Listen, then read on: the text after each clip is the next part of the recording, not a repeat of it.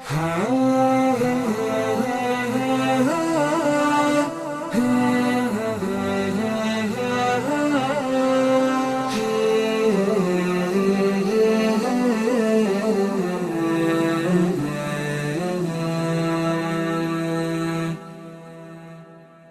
لله وحده، والصلاة والسلام على من لا نبي بعده.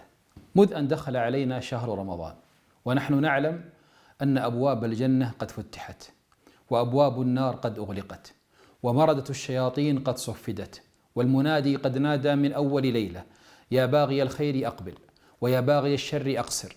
والله تعالى قد أعتق كل ليلة مضت من رمضان خلقا من النار، ولا يزال يعتق في كل ليلة، حتى إذا كانت آخر ليلة من رمضان أعتق من النار كالذين أعتقهم في الشهر كله، وأسأل الله ألا يحرمنا فضله.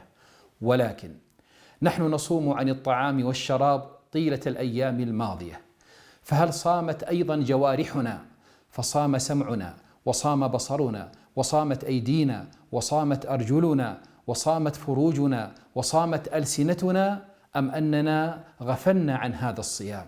يقول النبي صلى الله عليه وسلم: من لم يدع قول الزور والعمل به والجهل فليس لله حاجة أن يدع طعامه وشرابه. بل إن هناك صيام حتى للقلب، فيصوم عن الغل والحسد والحقد. وبما أننا الآن نقبل على آخر ليالي رمضان، فلا أقل من أن يفرغ العبد جوارحه كلها لتكون معبدة لله فيما تبقى من رمضان. فالأعمال بالخواتيم، والعبد قد يبلغ بنيته ما لا يبلغ بعمله، فإذا أحسن العمل في الختام رجي له القبول في المبدأ والختام. أسأل الله أن يتقبل مني ومنكم.